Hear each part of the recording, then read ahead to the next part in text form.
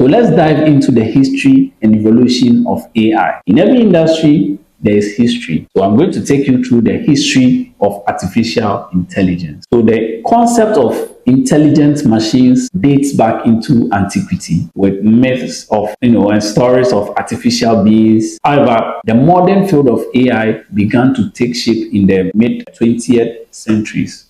That's the 1940s to the 1950s. That's when we had the birth of AI. So Warren McCulloch and Walter Pitts published a paper on neural networks. So they laid the groundwork of artificial intelligence or neural networks. So in 1950, Alan Turing also published Computing Machinery and Intelligence, introducing the Turing test as a criterion for intelligence. In 1956, the Dartmouth Summer Research Project on Artificial Intelligence, organized by John McCarthy, Marvin Minsky, Nathaniel Rochester, and Claude Shannon, is widely considered the birth of AI as a field. So McCarthy coined the name or the term artificial intelligence. I hope you are following. In the 1960s to the 1970s, that's what we term as the early enthusiasm and AI winter. So early AI research focused on symbolic methods, expert systems, and problem solving. So programs like ELIZA, that's a natural language processing computer program, the SHRDLU, that's a natural language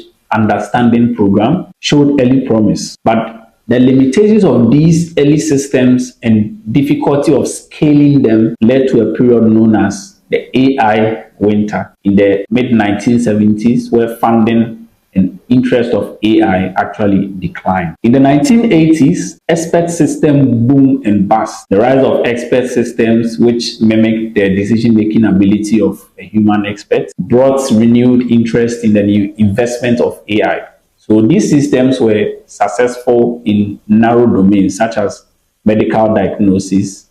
A vivid example is the MYCIN. But the high cost of actually maintaining and updating these systems, along with their limited ability to learn, led to another downturn in the late 1980s.